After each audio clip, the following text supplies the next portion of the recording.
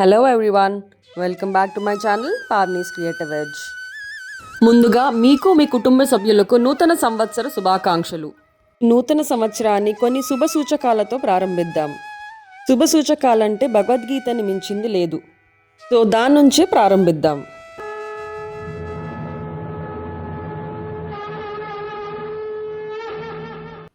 భగవద్గీత 4వ అధ్యాయం 7వ శ్లోక.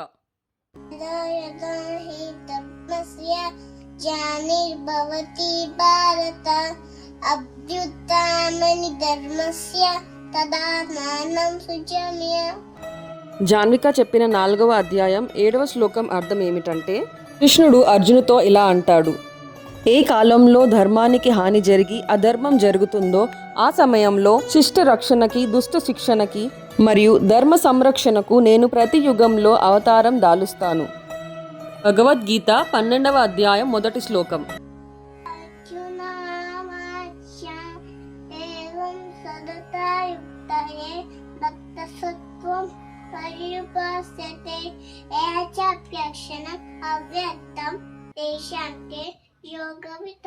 ఇప్పుడు జాన్విక చెప్పిన 12వ అధ్యాయం 1వ శ్లోకం అర్థం ఏమిటంటే, అర్జునుడు కృష్ణుణ్ణి ఇలా అడుగుతాడు: అసలు లోకంలో ఎవరు ఉత్తములు?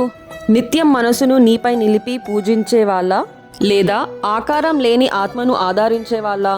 ఆ ప్రశ్నకు సమాధానంలో కృష్ణుడు అంటారు: నా పైన తన మనసును లగ్నం చేసి మరియు ఎల్లప్పుడూ నా పైన దృఢ విశ్వాసంతో భక్తిలో నిమగ్నమైన వాళ్ళే ఉత్తములు. ఈ వీడియో మీ అందరికీ నచ్చిందని భావిస్తూ మరొకసారి మీ అందరికీ ఉగాది శుభాకాంక్షలు. Thank you so much for watching my video and please do subscribe my channel for more videos.